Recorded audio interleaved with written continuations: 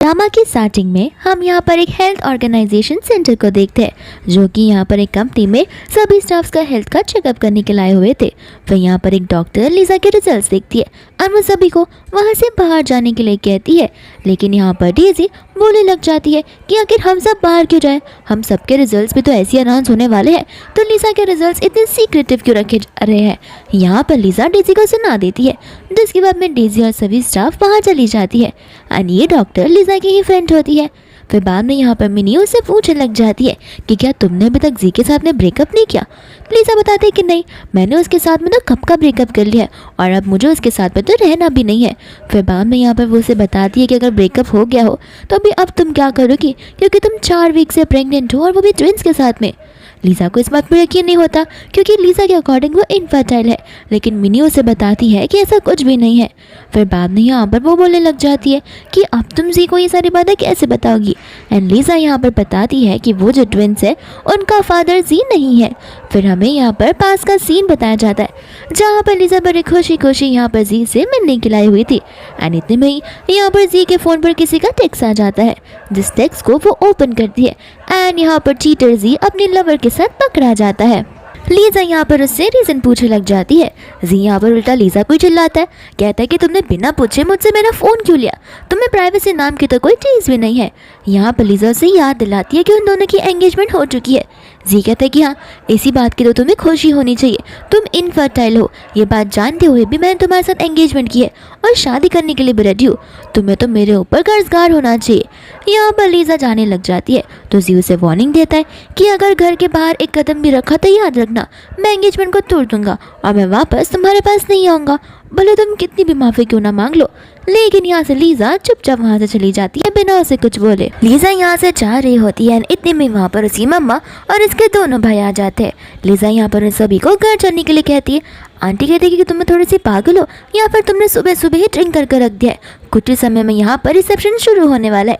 लिसा कहती कि नहीं, मैं इस एंगेजमेंट को, इस शादी को, सब कुछ मैं तोड़ना चाहती हूँ। ये बात सुनती आंटी को गुस्सा आ जाता है तो फिर लिसा यहाँ पर चिल्लाकर बता देती है जी की सारी हरकतें। आंटी कहते तो उसमें उसने बुरा क्या किया, साइड अफेयर ही तो कर जाए, ऐसे भी तुमसे कोई उम्मीद क्या ही लगा सकता है, तुम इनफर्टाइल जो हो। यहाँ पर उसके भाई भी लिसा को चुप रहने के लिए कहते हैं, लेकिन लिसा यहाँ पर कहने लगती है कि अगर मैं इनफर्टाइल हूँ तो फिर वो मुझसे शादी करना क्यों ही चाहता है, वो जाकर किसी और के साथ अपनी लाइफ बिताए, मैंने थोड़ी ना ज़बरदस्ती उसे बांध कर रखा है। आंटी कहती कि एंगेजमेंट नहीं टूट सकती क्योंकि ऑलरेडी हमने ब्राइड्स गिफ्ट ले चुके हैं जो कि 2 लाख है, अब हम उससे वापस रिटर्न नहीं करने वाले। लिसा कहते कि मेरी लाइफ से ज़्यादा इंपॉर्टेंट आपके लिए तो वो पैसे। आंटी कहते कि हाँ, अगर तुमने ये शादी नहीं की तो फिर हमें उन्हें 2 लाख रुपीस वापस देने पड़ेंगे। यहाँ पर तुम्हारे एक भाई की शादी होने वाली है तो दूसरे भाई की ट्यूशन फीस पे करनी है, आखिर हम सब ऐसा कैसे कर सकते हैं।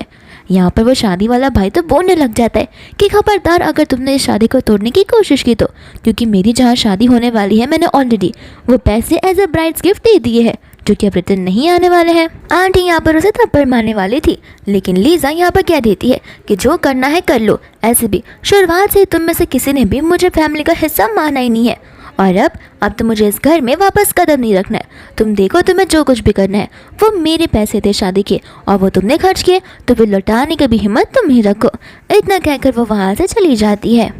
फिर उसके बाद में वो बेचारी आ जाती है क्लब में, जहाँ पर वो ड्रिंक करने लग जाती है और उसे अपनी फैमिली पर ही नहीं बल्कि हर किसी के ऊपर गुस्सा आ रहा था, क्योंकि यहाँ पर सभी लोगों ने वुमन को सिर्फ और सिर्फ एक रिप्रोडक्टिव टूल समझ कर रखा है।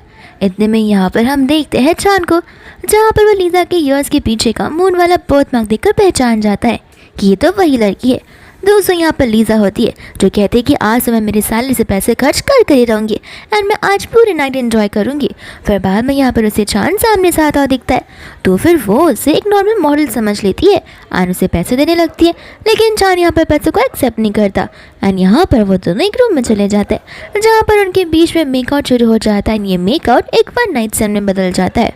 फिर मॉर्निंग में जब लीजा उठती है तब जाकर उसे रात की बातें याद आती है एंड यहाँ पर फटाफट कपड़ा पहनकर भागने लगती है, लेकिन इतने में वहाँ पर चांद आ जाता है जिसके फिगर को देखकर वो मन ही मन ब्लश करने लग जाती है। इसके बाद में यहाँ पर उन दोनों के बीच में एक ऑकवर्ड सा साइलेंस आ जाता है। लीजा को लग रहा था कि शायद से उसे इस मॉडल को पे करना होगा।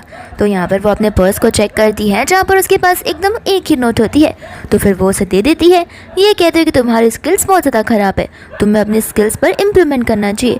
ये सुनकर छान यहाँ पर शौक हो जाता है। उसे समझ नहीं आ रहा होता कि आखिर लीजा उसे क्या समझ रही है। तो यहाँ पर लीजा उसे चिल्लाते हुए वहाँ से तुरंत ही भाग जाती है। दूसरा यहाँ पर लीजा का जो बैज होता है वो वहीं पर गिर जाता है। तो फिर यहाँ पर चानू से देख लेता है जहाँ पर उसे पता चलता है कि लीजा स्काई पैलेस होटल में एज ए स्टाफ वर्क करती है। एंड यहाँ पर वो अपने असिस्टेंट को कॉल लगाता है एंड कहता है कि हम स्काई पैलेस होटल को खरीदने वाले हैं, तो जाकर उसे ओनर से बात कर लो एंड डील पक्की कर लेना। और उसका असिस्टेंट ठीक वैसे ही करता है। फिर बाद में यहाँ पर लीजा फटाफट रेडी होके पहुँच जाती है अपने होटल के अंदर, जहाँ पर डेजी जो होती है उसके गले पर वो हिकी का मार्क भी देखती है।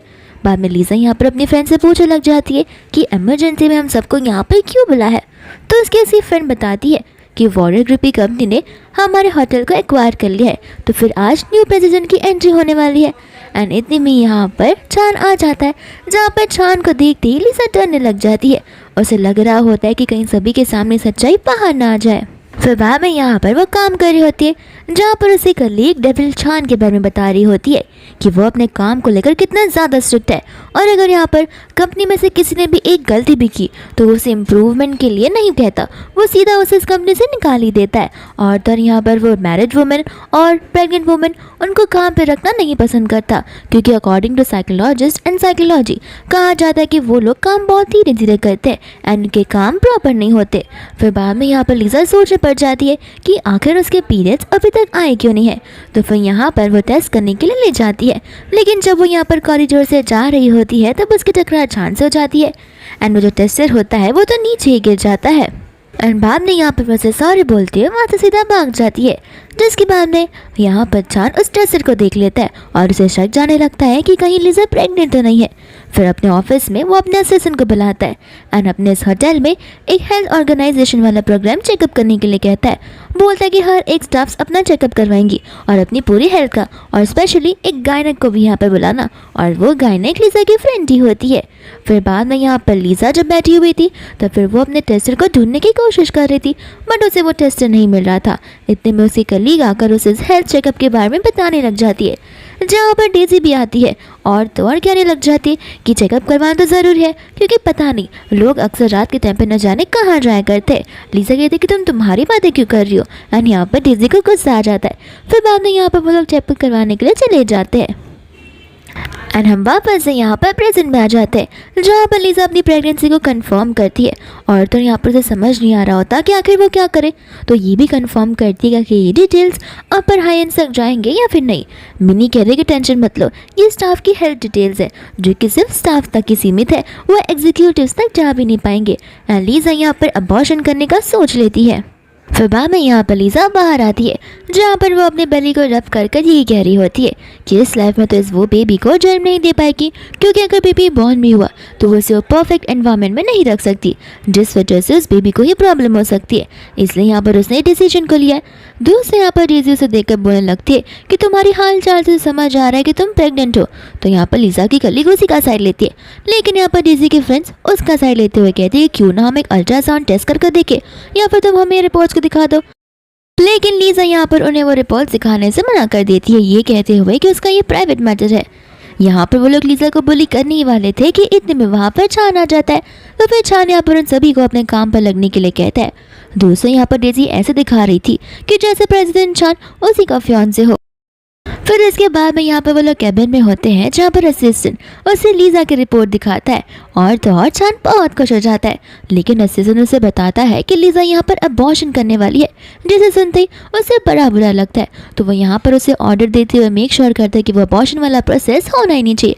साथ साथ यहाँ पर वो अपने न्यू बॉर्न बेबी का तैयारियाँ करना भी शुरू हो जाता है, जहाँ पर वो होटल में हर एक जगह और हर एक कॉर्नर में सीसीटीवी रखता है, ताकि अगर लीजा को कुछ हो जाए तो कैमरे से उन्हें पता लग जाए। और यहाँ पर वो हर एक के चेयर पर भी कुशन्स लगा देता है, ताकि लीजा यहाँ पर कंफर्टेबली बैठ पाए।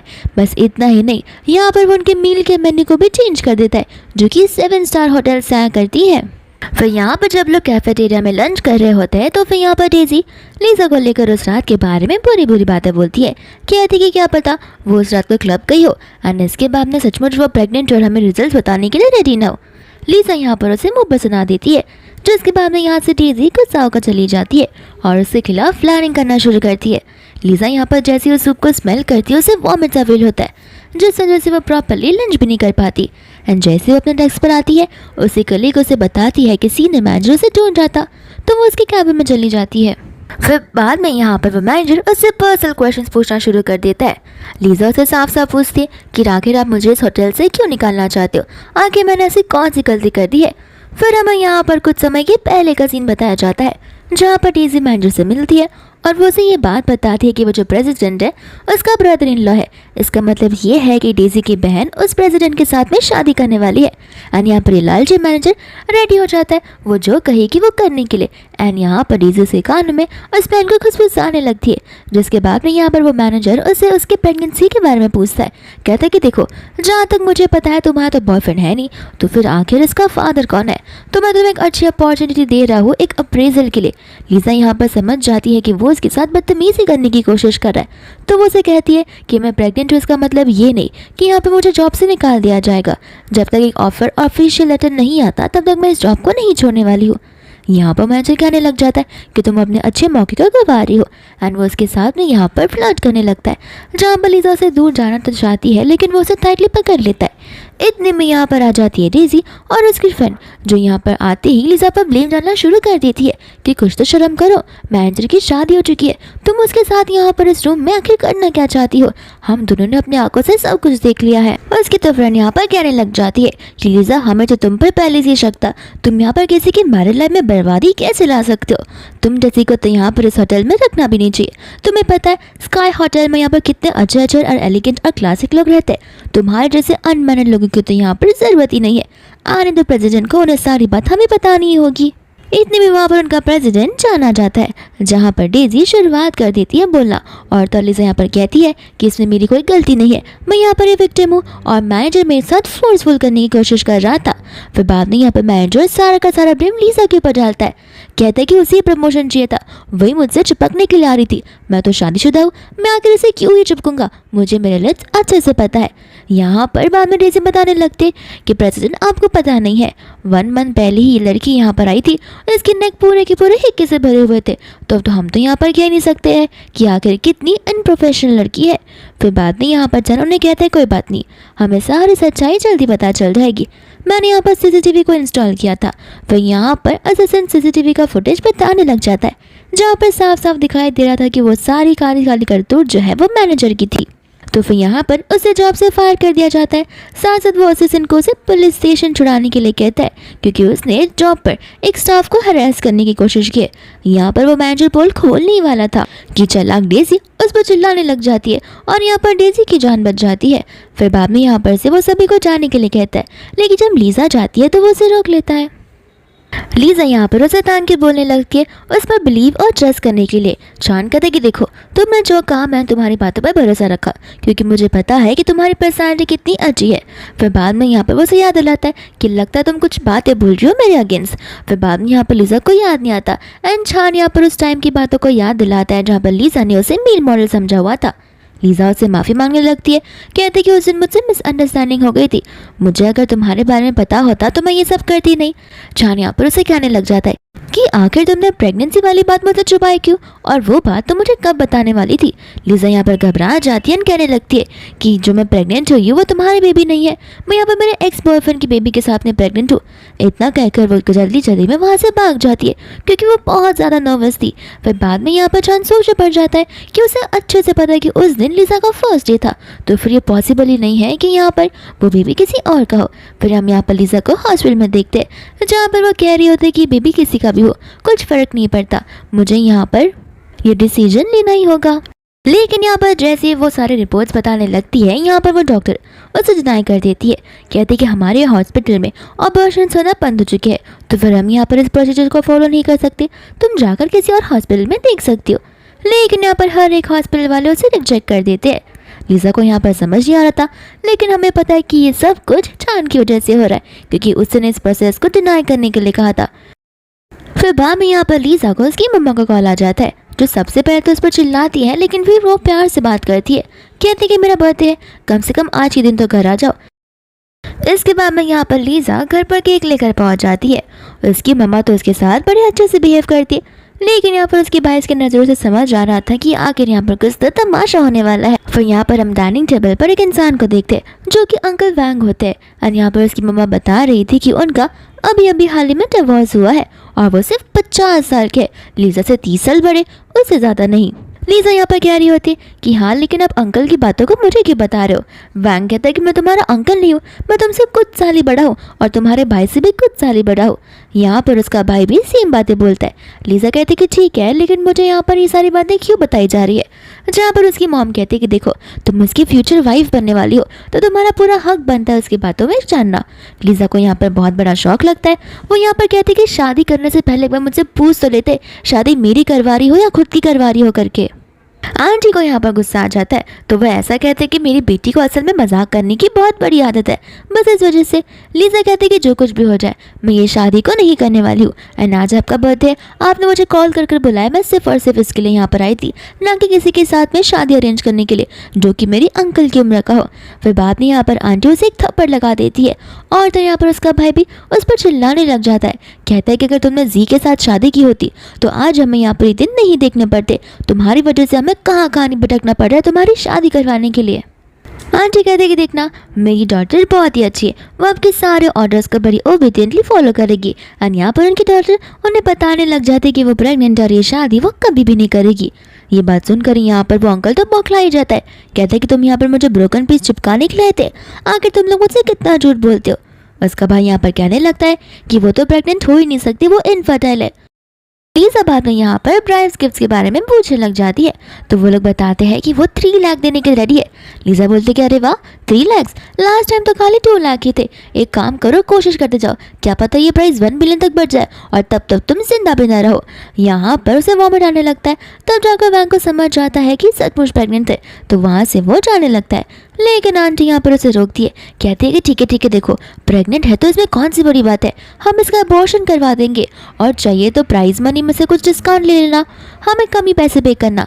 एंड यहाँ पर वो उन्हें 1 लाख देने के लिए बोलता है, जहाँ पर आंटी कहते हैं कि ठीक है हम 1 लाख लेने के लिए भी रेडी है। लीजा को यहाँ पर समझ आ जाता है कि उसके फैमिली वाले कभी सुधरने वाले नहीं है। एंड यहाँ पर तुरंत ही वहाँ से भागने लग जाती है, जहाँ पर उसका भाई उसके बालों को टोसते हुए उसे रोकने लगता है। और तब यहाँ पर वो लोग जबरदस्ती उसे कार में बैठाने की कोशिश करते हैं ताकि वो लोग उसे हॉस्पिटल ले जा सके, लेकिन लीजा यहाँ पर कार में बैठने से भी मना कर देती है। आंटी कहती है कोई बात नहीं, यहाँ पर हमें तुम्हारे बच्चे को मारना होगा। जिसके बाद में यहाँ पर वो बेसबॉल बैट लेकर आती है और लीजा को मारने वाली थी।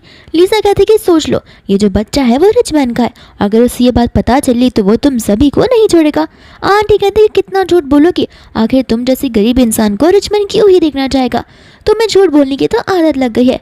यहाँ पर एक हम्बल इंसान होता है जो उस आंटी को रोकता है, लेकिन आंटी भी उसे डरा धमका देती है। कहती है कि मेरे फैमिली का मैटर है, बाहर वाले ना बोले तो बेटर होगा। एंड सभी लोगों को यहाँ पर अपनी आंखों पर यकीन नहीं हो रहा था कि आगे कोई फैमिली इतनी क्रूअल भी हो सकती है। और आंटी यहाँ पर लीजा को मार देती है, जहाँ पर लीजा तुरंत ही चांद को कॉल लगा लेती है, लेकिन उसका भाई उसके फोन को अपने पैरों से मारकर दूर कर देता है। और यहाँ पर चांद अपने घर पर होता है, जहाँ पर उसे लीजा का कॉल नजर आता है तो वो कॉल को पिक कर लेता है, लेकिन यहाँ पर सिर्फ उसे लीजा के बायो की चिल्लाने की आवाज़ सुनाई दे रही थी, जिससे वो समझ जाता है कि लीजा खतरे में। साथ साथ यहाँ पर चांद की मम्मा को भी पता चल जाता है कि वो खतरे में। फिर बाद में यहाँ पर वो तुरंत ही उसे बचाने के लिए निकल पड़ता है। दूसरा यहाँ पर उसके भाई, उसकी मॉम और तो और वो वैंग भी, सभी लोग लीजा को मिलकर मार रहे होते हैं।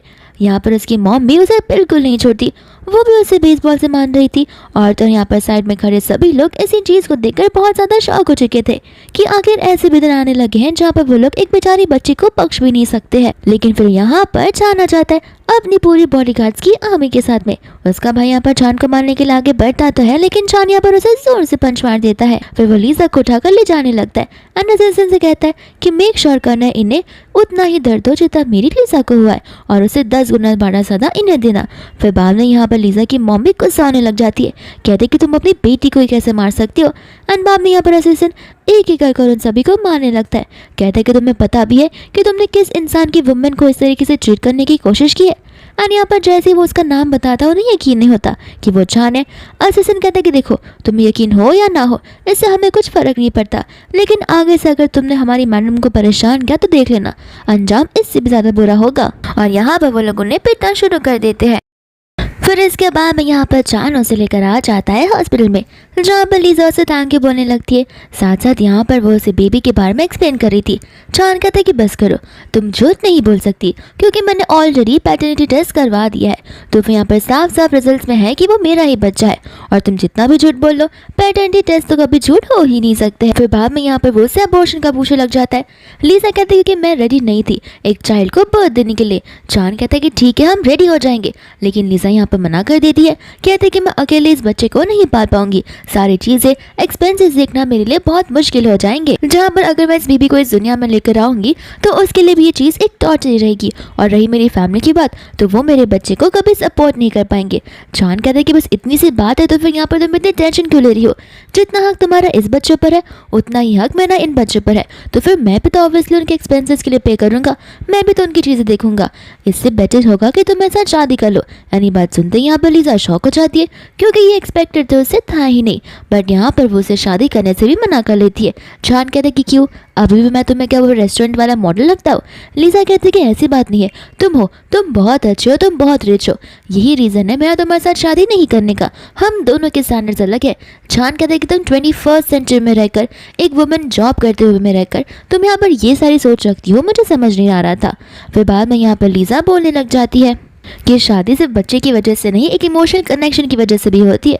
चान कहते कि ठीक है एक काम करते, फिलहाल हम जाकर हमारा मैरिज रजिस्ट्रेशन करवा कर आते हैं, सर्टिफिकेट ले लेंगे और हम एक कॉन्ट्रैक्ट वाली मैरिज में रहेंगे। बच्चे होने के बाद कुछ सालों के बाद अगर तुम्हें लग रहा है कि मैं कैपेबल नहीं हूँ तो फिर तुम मुझे छोड़ सकती हो, एंड चाहिए तो वैसे भी ट्विंस है, मैं पूरे दोनों बच्चों का पालन पोषण करने के लिए भी रेडी हो जाऊंगा। लीजा यहाँ पर सोच पड़ जाती है कि अगर उसके फैमिली को पता चला कि वो इतनी ज़्यादा हाई फाई सोसाइटी में शादी कर रही है और तर उस डेविल वाले चांद से, तो फिर यहाँ पर शायद से वो लोग लीजा को परेशान नहीं करेंगे। इसलिए यहाँ पर लीजा रेडी हो जाती है, बट एक कंडीशन पर कि उन दोनों का ये जो मैरिज है वो सीक्रेट रहेगा। इसके बाद में यहाँ पर फाइनली वो लोग मैरिज सर्टिफिकेट ले लेते हैं, जहाँ पर लीजा उस सर्टिफिकेट को देख रही होती है और उसे यकीन नहीं होता कि वो अपने होटल के प्रेसिडेंट के साथ में शादी की है। साथ साथ यहाँ पर चान तो बहुत खुश था। फिर वो उसे लेके घर आ जाता है एंड सभी स्टाफ से लीजा का इंट्रोडक्शन करवाता है, जहाँ पर सभी स्टाफ उसे मैम बोलते हैं एंड लीजा को मैम सुन के बहुत ऑकवर्ड लगने लगता है। फिर बाद में यहाँ पर वो लोग लीजा को उसका कमरा बताने लगते हैं। इतने में यहाँ पर आंटी आती है जो कि चान को चिल्लाने लग जाती है कि आखिर तुम लीजा को लेकर यहाँ पर क्यों नहीं आए हो, मुझे तो लगा था कि वो हमारे साथ रहेगी। एंड चान यहाँ पर उसे अपना सर्टिफिकेट दिखाता है, जहाँ पर उसकी मम्मा तो बहुत ज़्यादा खुश हो जाती है। फिर उन्हें याद आता है कि लीजा तो होटल में स्टाफ का जॉब करती है और वो प्रेग्नेंट भी है, तो फिर यहाँ पर वो उसे कहते हैं कि उसे खो घर पर बैठ कर रेस्ट करे। लेकिन चान यहाँ पर अपनी मॉम का ऐसा करने से मना करता है, कहते कि देखो जॉब करना या ना करना वो उसके ऊपर है, ऐसे भी जब उसे फील होगा कि उसे पेन हो रहा है या फिर वो ये जॉब नहीं कर पाएगी, उसे रेस्ट का टाइम चाहिए, तब मैं उसे ब्रेक दे दूंगा, उसमें कोई एतराज़ की बात नहीं है, लेकिन हम उसकी फ्रीडम पर रेस्ट्रिक्शंस नहीं लगा सकते। आंटी कहती कि ठीक है, लेकिन उसका अच्छे से ध्यान रखना। एंड वो ऊपर चली जाती है अपनी बहू से मिलने के लिए। दूसरे यहाँ पर स्टाफ लीजा को वो कमरा दिखा रहा होता है जहाँ पर चान रहता है। बाद में यहाँ से वो चला जाता है, जहाँ पर लीजा शाय फील करने लग जाती है कि अब उसे चान के साथ में रहना होगा। इतने में उसकी कली का कॉल उसे आ जाता है, जो कि तुरंत यहाँ पर उसे होटल बुलाती है, क्योंकि यहाँ पर डेज़ी उसके सारे सामान बाहर फेंक रही थी। इतने में ही आंटी यहाँ पर उसे बात करने के लिए आती है, लेकिन लीजा उन्हें माफ़ी मांगते हुए वहाँ से तुरंत ही भाग जाती है। फिर वो जब वहाँ पर जाती है तो उसे दिखाई देता है कि डेज़ी ने तो उसके सारे सामान बाहर फेंक दिए हैं। लीजा यहाँ पर आकर उसे रोकने लग जाती है, जहाँ पर डेज़ी बोलने लग जाती है कि देखो यहाँ पर सिंगल स्टाफ को रहने का हक बनता है, लेकिन तुम तो प्रेग्नेंट हो, तो फिर यहाँ पर तुम दो जनों के साथ कैसे रह सकती हो? लीजा कहती कि मैं प्रेग्नेंट हूँ, इसका यहाँ पर रूम से क्या मतलब है, ऐसे भी बेबी मेरे बेली में है, तुम क्या थोड़ी सी मंद बुद्धि हो? डेज़ी कहती कि देखो जो भी हो तुम प्रेग्नेंट हो एंड यहाँ पर तुम्हारे रहने का हक कोई नहीं बनता। एंड सभी लोग यहाँ पर उसके सामान को बाहर फेंकने लग जाते, जहाँ पर हम चान को उसी कॉरिडोर में देखते। साथ साथ यहाँ पर उसके जो कलीग्स होते हैं वो लीजा पर एलिगेशंस लगाने लगते हैं और वो लोग लीजा को भी धक्का मार देते हैं, लेकिन चान यहाँ पर लीजा को पकड़ लेता है एंड सभी लोग यहाँ पर चान को देखकर शॉक हो जाते हैं। जहाँ पर चान पूछता है उन लोगों से कि आखिर चल क्या रहा है, एंड डेज़ी बताने लग जाती है कि लीजा प्रेग्नेंट है एंड कहने लग जाते हैं कि हम तो अभी काम को आसान कर रहे थे। ऐसे भी उसे यहाँ पर रहने का कोई हक नहीं बनता है। चान को यहाँ पर गुस्सा आ जाता है और वो उसे कहने लगता है कि आखिर तुम कौन होती हो ये सारी चीज़ें डिसाइड करने वाली? तुम क्या यहाँ पर इस होटल की ओनर हो और तुम क्या मुझसे भी बड़ी बन गई हो? यहाँ पर लीजा का मुंह तो बंद ही रह जाता है, जिसके बाद में लीजा अपने सामानों को उठाने वाली थी, बट यहाँ पर चान उसे बेंड डाउन होने से मना करता है। प्रेगनेंसी के 3 मंथ्स जो होते हैं वो बहुत ज़्यादा सेंसिटिव होते हैं, तो तुम्हें लोड देने की ज़रूरत नहीं है। एंड यहाँ पर वो खुद ब खुद सारा सामान उठाकर पैक करने लगता है और ये चीज़ देखकर सभी के सभी स्टाफ लोग शॉक हो जाते हैं। इतने में यहाँ पर असिस्टेंट आता है तो फिर वो उन्हें ऑर्डर देता है कि इन्हें अच्छे से पनिश करना और हो सके तो यहाँ पर इन्हें फायर भी कर देना। फिर बाद में वो लीजा को लेकर जाने लगता है, जहाँ पर पीछे से उनका फोटो डेज़ी निकाल कर अपनी बहन शीन को भेज देती है। एंड यहाँ पर वो कहती है कि मुझे इस लड़की की वजह से फायर कर दिया जा रहा है और ये लड़की प्रेग्नेंट है। मुझे ऐसा क्यों लग रहा है कि उसका डैड कोई और नहीं बल्कि चान है। शीन यहाँ पर गुस्से में आ जाती है, कहती है कि ये तो हो ही नहीं सकता। अगर लो फैमिली की कोई डॉटर इन लॉ बनेगी तो वो सिर्फ और सिर्फ मैं हूँ, मेरे अलावा उस पोजीशन पर कोई भी नहीं आ सकता है। फिर वहाँ यहाँ पर चान, लीजा और आंटी आ जाती है ज्वेलरी के स्टोर में, जहाँ पर आंटी लीजा से माफ़ी मांगने लगती है। कहते हैं कि माफ़ कर देना, अगर मुझे तुम्हारी फैमिली के बारे में पहले ही पता होता तो मैं तुम्हें वहाँ पर रहने देती ही नहीं। लीजा कहती कोई बात नहीं, लेकिन आप लोगों ने सही वक्त पर आकर मेरी जान को बचा लिया है। फिर बाद में आंटी यहाँ पर वेडिंग की बात करने लगती है, जहाँ पर लीजा उस कॉन्ट्रैक्ट वाली बात को बोलने वाली थी। कितने में यहाँ पर चान आकर उसका मुंह बंद कर देता है। एंड लीजा समझ जाती है कि चान ने अपनी मम्मा को इस कॉन्ट्रैक्ट वाली बात के रिगार्डिंग कुछ भी नहीं बताया।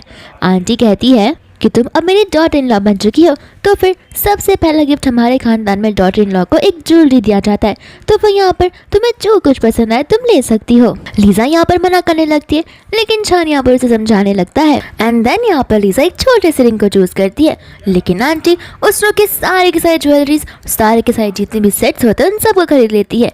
लीजा कहती है कुछ ज़्यादा हो जाएगा। ग्रैंडमा कहती है कि तो अभी भी कम है, मेरे आधे ऑर्डर्स देना बचे। एंड बाद में यहाँ पर वो ढेर सारी चीज़ें इसके लिए ऑर्डर कर लेती है। फिर बाद में यहाँ पर वो चान को आंख मारती है, कहती है कि मैं तो बुढ़ी हो चुकी हूँ, मैं ज़्यादा समय तक शॉपिंग नहीं कर पाऊंगी, तो अब तुम दोनों शॉपिंग करो, मैं चली घर पर। एंड बाद में यहाँ पर वो घर चली जाती है, जहाँ पर लीजा चान से कहती है कि तुम्हारी मॉम ने तो कुछ ज़्यादा ही शॉपिंग कर ली है। चान कहते कि वो तो उनके लिए नॉर्मल है। एंड लीजा यहाँ पर उसे कंपेंसेट करने के लिए बोलती है। चान बोलते कि देखो वो मेरी मम्मा ने तुम्हें दी है, तो फिर जाकर तुम उसी से बात करो। ऐसे भी उन्हें ये बात अगर तुम बोलोगी तो बिल्कुल पसंद नहीं आएगी, और वो हमसे बड़ी है, वो तुम्हें ऐसे गिफ्ट ले रही है तो फिर तुम्हें ले लेना चाहिए। फिर बाद में यहाँ पर लीजा से पूछने लग जाती है कि आखिर उसने अपनी मॉम को इन सारी चीज़ों के बारे में क्यों नहीं बताया। एंड चान यहाँ पर उसे बताता है कि मॉम को सीवियर हार्ट इश्यूज़ है, तो अगर मैं उन्हें इन सभी बातों के बारे में बताऊंगा तो शायद से उनकी प्रॉब्लम और भी ज़्यादा ख़राब हो सकती है। लीजा कहती है कि लेकिन झूठ बोलना ठीक नहीं होगा। चान कहना ठीक है, एक काम करता हूँ बता देता हूँ, फिर मुझे ढेर सारे डॉक्टर्स को अरेंज करना होगा। एंड क्या पता मम्मा की हेल्थ कुछ ज़्यादा ही। एंड यहाँ पर लीजा उसे चुप रहने के लिए बोलती है, कहते हैं कि तुम कुछ ज़्यादा स्मार्ट हो, यहाँ पर मुझे इमोशनली ब्लैकमेल करो, ज़रूरत नहीं है उन्हें कुछ बताने की, हम बाद में अपनी चीज़ें सॉर्ट कर लेंगे। इसके बाद में यहाँ पर चान और लीजा स्नोफॉल में जा रहे होते हैं, जहाँ पर उनकी बीच की क्लोजनेस कुछ ज़्यादा ही होती है। एंड छुप छुप कर यहाँ पर शीन उन्हें देख रही होती है और बहुत गुस्से में होती है। फिर बाद में यहाँ पर लीजा होटल में होती है, जहाँ पर वो अपनी कलीग को अफसर देखती है। उसकी कलीग बता दी कोई बहुत ही रूल स्टाफ आई है जो बहुत रूडली बिहेव कर रही है। एंड लीजा यहाँ पर उसे असेस करने के लिए चली जाती है, जहाँ पर वो रूल स्टाफ शीन होती है। एंड यहाँ पर उसकी बहन डेज़ी उसे शीन के रिगार्डिंग सारी बातें बताती है। एंड बाद में यहाँ पर लीजा उसे ड्रिंक सर्व करने लगती है, तो फिर यहाँ पर शीन गुस्से में आ जाती है, कहती है कि बाहर इतना स्नोफॉल हो रहा है और तुम मुझे इतना ठंडा वाइन दे रही हो। लीजा कहती है कि अगर आप चाहती हो तो मैं बाहर जाकर आपके लिए हॉट वाइन भी लेकर आ सकती हूँ, लेकिन यहाँ पर वो उसे खुद ब खुद अपने हाथों से गर्म करने के लिए कहती है। लीजा कहती है कि ये सारी चीज़ें जो आप बोल रही हो वो पॉसिबल नहीं है, मैं आपके लिए वाइन को एक्सचेंज कर सकती हूँ। फिर बाद में यहाँ पर शीन उसके ऊपर पैसे फेंक कर मांगने लगती है, लेकिन लीजा कहती है कि आप ये सब नहीं कर सकती, और तो यहाँ पर डेज़ी उसकी बुराई करना शुरू कर देती है। लीजा कहते हैं कि मैं किसी और को बुलाती हूँ आपको असिस्ट करने के लिए, लेकिन यहाँ पर शीन से कहते कि देखो तुमने इस बॉटल को हाथ लगा दिया है, ये वाइन गंदी हो चुकी है, तो तुम इसे अभी मेरे सामने ड्रिंक करोगी। लीजा ड्रिंक करने से मना करती है, कहती है कि मेरे रूल्स के अगेंस्ट है। शीन बोलते कि रूल्स को मैं देख लूंगी, लेकिन लीजा फिर भी मना करती है, कहती है कि मैं प्रेग्नेंट हूँ और ये ड्रिंक मैं नहीं पी सकती। इतने में यहाँ पर उसकी फ्रेंड आ जाती है, जो कि शीन से माफ़ी मांगते हुए कहती है कि मैं आपको असिस्ट करूंगी, लेकिन यहाँ पर शीन उसे तब मार देती है, जहाँ पर लीजा शीन पर चिल्लाती है, कहती है कि भले आप हमारी कस्टमर हो, इसका मतलब ये नहीं कि एज अ ह्यूमन आप दूसरे ह्यूमन को इस तरीके से करोगी। फिर बाद में यहाँ पर शीन वाइन का ग्लास उठाकर वो वाइन लीजा के ऊपर ही फेंक देती है, जहाँ पर लीजा कुछ बोलने वाली थी, लेकिन इसकी फ्रेंड कुछ भी करने से मना करती है। फिर जानबूझकर शीन पैनकेक्स को नीचे गिराती है एंड लीजा को क्लीन करने के लिए बोलती है। डीजी तो बड़ी खुश हो रही थी, कहती कि देखा लीजा, मैंने तुम्हें तुम्हारे सर सिखाई दी है कि तुम कितनी लो क्लास से बिलोंग करती हो, और तुम्हारे बच्चे भी। शीन बोलती कि माफी नहीं मांगा तो तुम्हें जॉब से निकाल दूंगी। लिजा खुद ब खुद यहाँ पर अपना बैज निकालने लगती है, कहती कि ऐसी जॉब तुम ही अपने पास रखो, मुझे यहाँ पर जॉब करना ही नहीं है।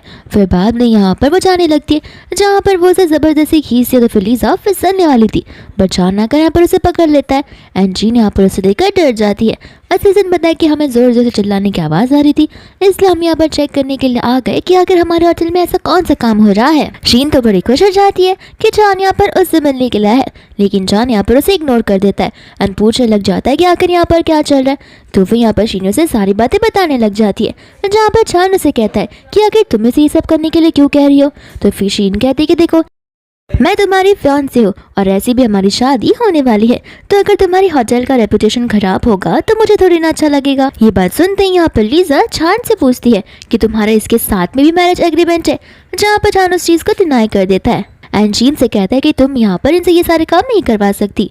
शीन कहते हैं कि आउटसाइडर के लिए तुम मुझसे ऐसे बात करोगे। छान कहते हैं कि हाँ सही बोला, वो आउटसाइडर नहीं है बल्कि वो लोग मेरे स्टाफ है एंड यहाँ पर उन्हें रिस्पेक्ट देना ही मेरा काम है। फिर बाद में यहाँ पर वो लीजा को बोलता है शीन को इन रिटर्न थप्पड़ मारने के लिए, क्योंकि शीन की फ्रेंड को भी उसी ने थप्पड़ मारा था।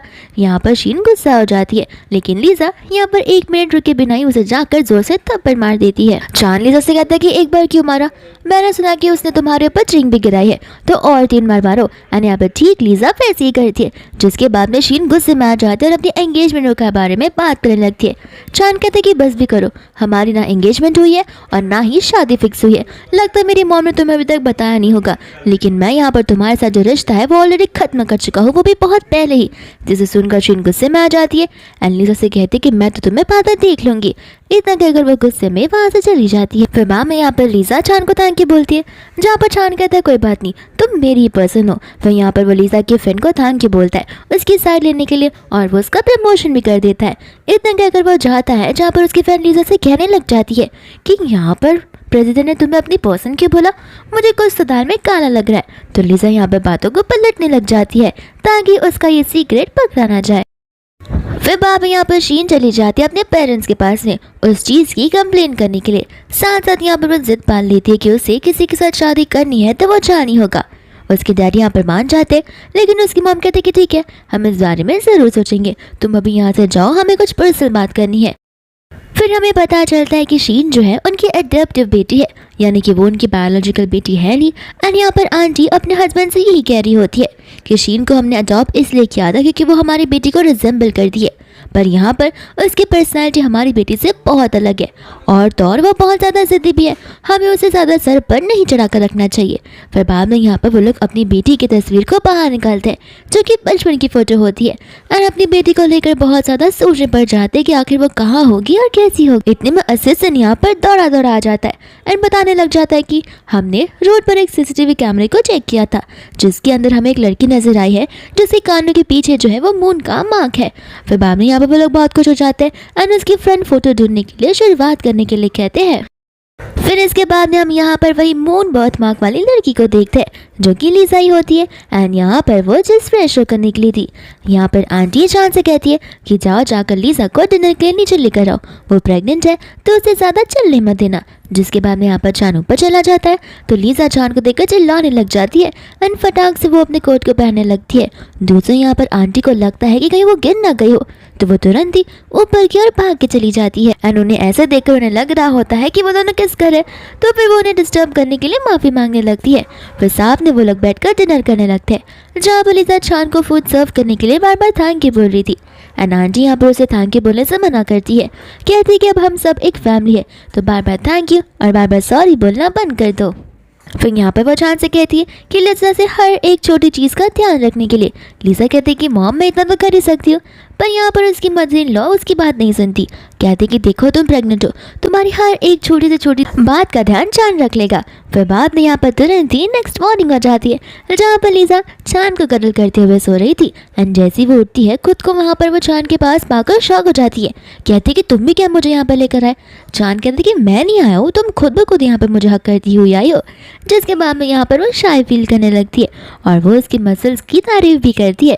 फिर वो लोग रेडी हो जाते हैं जहाँ पर चांद उसे जॉब करने के लिए कहता है, बट लीजा उसे मना कर देती है, कहती कि मैं सबवे से चली जाऊंगी। लेकिन चांद यहाँ पर कहता है कि नहीं, तुम प्रेग्नेंट हो, मैं तुम्हें ऐसा अकेले जाने नहीं दे सकता। वो कहती कि ठीक है, एक काम करते, मैं तुम्हारी सबसे चीपेस्ट कार लेकर जाती हूँ। फिर उसके बाद में यहाँ पर वो अपने होटल में पहुंच जाती है जहाँ पर हम हॉलवे में उसकी मम्मा और उसके भाई को देखते हैं जो कह रहे होते कि शीन की कही हुई बातें सच निकली, इसने सचमुच किसी अमीर इंसान को पकड़ लिया है। इसके बाद में यहाँ पर हमें फ्लैशबैक दिखाया जाता है जहाँ पर शीन गार्ड के साथ में अपने घर पर आई होती है एंड यहाँ पर वो उन्हें लिजा के बारे में बताती है और तो गार्ड से पिटवाती भी है कि उसने मेरे फियांसे को छीनने की कोशिश की, ज़रा अपनी बेटी को समझा कर रखो, इसलिए यहाँ पर ये लगाए हुए थे। फिर जैसे यहाँ पर लिजा आगे आती है वो लोग सीधा उसे थप्पड़ी मार देते हैं और यहाँ पर सभी स्टाफ्स इकट्ठा हो जाते हैं जहाँ पर आंटी लिजा पर ब्लेम डाल रही थी कि प्रेग्नेंट होने के बाद इसने अपने खुद के हस्बैंड को छोड़ दिया, साथ साथ अपनी पूरी फैमिली को भी, और जाकर एक रिच इंसान के साथ में एज ए मिस्ट्रेस रह रही है और किसी और की लाइफ को खराब कर रही है। लिजा यहाँ पर अपनी मम्मा पर चिल्लाने लगती है, कहती है कि बेहतर होगा हम ये सारी बातें इस होटल के बाहर करें, तो ये मेरा वर्क प्लेस है। आंटी कहती है क्यों, तुम बात तो ऐसे करो जैसे तुम हमारे घर पर वापस आने वाली हो। फिर यहाँ पर वो लिजा के बारे में सब कुछ पूरा और उल्टा सीधा और झूठ झूठ उन्हें बोलने लगती है। एंड इतने में यहाँ पर डेजी आ जाती है आग में घी डालने के लिए एंड सभी के सभी स्टाफ यहाँ पर लिजा के बारे में पूरा बातें करने लगती है। डेजी कहती है अरे ऐसा मत बोलो, वो हमारी होटल की डेप्यूटी मैनेजर है, वो तो बहुत सुधरी हुई है। आंटी कहती कि क्या सुधरी हुई है, मुझे पता है कि मेरी बेटी कैसी है, वो एक नंबर की नालायक है। यहाँ पर ये प्रेग्नेंट है और उसने देखो हमारे घर पर गुंडों को भिजवाया है पैसे मांगने के लिए, वो भी हमसे। हमारे पास तो खुद के पास पैसे नहीं है, लेकिन गुंडों ने देखो हमें कितना ज़्यादा पीटा है। फिर बाद में यहाँ पर लिसा की फ्रेंड उसका साइड तो लेती है, लेकिन डेजी और बाकी के लोग उसकी बुराइयां करने लगती है। डेजी कहती है कि ऐसी लड़की को हमारी होटल का स्टाफ तो बनाना ही नहीं चाहिए, उसे होटल से तुरंत निकाल देना चाहिए। आंटी भी यहाँ पर गुस्से में बहुत कुछ बोल जाती है जहाँ पर लिसा गुस्से में उन्हें चुप रहने के लिए कहती है, बोलते कि आप मेरी हरकतों को इस तरीके से पॉइंट आउट मत कीजिए, मैंने आपके साथ कुछ नहीं किया और आप जब बेटी बेटी मुझे बुला रही हो, आपने बचपन से मुझे फैमिली का हिस्सा भी नहीं माना है। फिर यहाँ पर वो अपने भाई की और अपनी मॉम की सारी पोल खोलना शुरू कर देती है कि किस तरीके से वो लोग यहाँ पर लिजा की ज़बरदस्ती 50 साल के बुड्ढे के साथ में शादी करवा रहे थे सिर्फ और सिर्फ पैसों के लिए, ताकि उन्हें पैसे मिले और वो अपनी लाइफ को एंजॉय कर पाए। एंड यहाँ पर सिचुएशन के अकॉर्डिंग स्टाफ पलट जाते हैं और आंटी पर ब्लेम करते हैं। आंटी को यहाँ पर समझ नहीं आ रहा होता कि अब उनकी बाजी में ये कैसे आएगी, तो वो सीधा उसे थप्पड़ मारने जाती है, लेकिन इतने में यहाँ पर अचानक उनके हाथ को पकड़ लेता है। बाद में यहाँ पर डेजी उनसे कहने लग जाती है कि देखो अब तो ये बहुत ज़्यादा सीरियस मैटर बन चुका है, जहाँ पर लिजा की फैमिली होटल में आकर तमाशा खड़ा कर रही है, तो फिर हमें स्ट्रिक्ट एक्शंस लेने होंगे। असीसन यहाँ पर डेजी को बोलता है, जहाँ पर भी झगड़ा और तमाशा हो रहा होता है, तहाँ पर तुम कैसे आ जाती हो। फिर बाद में यहाँ पर गुस्से में चानन सभी को वहाँ से जाने के लिए कहता है, जहाँ पर आंटी लिजा के बारे में बुरी बातें करना शुरू कर देती है एंड चानन का मुंह बंद कर आता है, कहते कि खबरदार अगर आपने मेरी वाइफ के खिलाफ एक और भी शब्द कहे तो। ये बात सुनकर तो आंटी शॉक हो जाती है, लेकिन इनके लिए एक बड़ा अच्छा मौका होता है पैसे कमाने का, तो वो कहने लग जाती है कि मैं इस शादी को अप्रूव करूंगी नहीं, तो मैं शादी को अभी के अभी तोड़ दो। जहाँ पर चान एक चेक निकालने लग जाता है। आंटी कहते कि देखो मैं पैसे पर बिकने वाली नहीं हूँ, मैं उसके बायोलॉजिकल मॉम हूँ, और उसका भाई भी कहते कि हाँ मैं उसका बायोलॉजिकल ब्रदर हूँ, कम से कम हमें 10 मिलियन तो चाहिए यहाँ पर। और तो चान यहाँ पर 10 मिलियन लिखने वाला था, बट लीजा उसे रोक देती है। लीजा यहाँ पर कहने लग जाती है कि मेरा और अब तुम्हारी फैमिली के साथ में कोई रिश्ता नहीं है, तो बार बार यहाँ पर आकर मुझे परेशान करना बंद कर दो, वरना मुझे ज़बरदस्ती यहाँ पर मजबूरी में आके पुलिस कंप्लेन करनी होगी। तो फिर उसका भाई और आंटी यहाँ पर कहने लग जाता है कि देखो वो 10 मिलियन हमें चुपचाप दे दो, क्योंकि हमारे पास तुम्हारे लिए एक बहुत बड़ा सीक्रेट पड़ा हुआ है। फिर बाद में यहाँ पर न चाहते हुए लीजा को उन्हें पैसे देने पड़ते हैं, जहाँ पर उसका भाई बताता है कि लीजा जो है उनकी रियल बेटी है ही नहीं, जिसे सुनकर लीजा यहाँ पर आंटी से पूछने लगती है। आंटी कहते कि हाँ सही कहा मेरे बेटे ने, तुम बार बार कहती हो ना कि बचपन से आप लोगों ने मुझे फैमिली की तरह नहीं माना है, क्योंकि तुम हमारे रियल डॉटर कभी रही नहीं हो, हमने तो तुम्हें यहाँ पर त्राशबीन से उठाया हुआ था। इतना कहकर यहाँ से वो तो ना खुशी खुशी चले जाते, जहाँ पर बेचारी लीजा रोने लग जाती है कि उसके पास उसकी खुद के मॉम डैडी नहीं है। फिर बाद में यहाँ पर चान लीजा को कंसोल करने लगता है, जहाँ पर दूर खड़ी डेजी उन दोनों का फोटो निकाल देती है।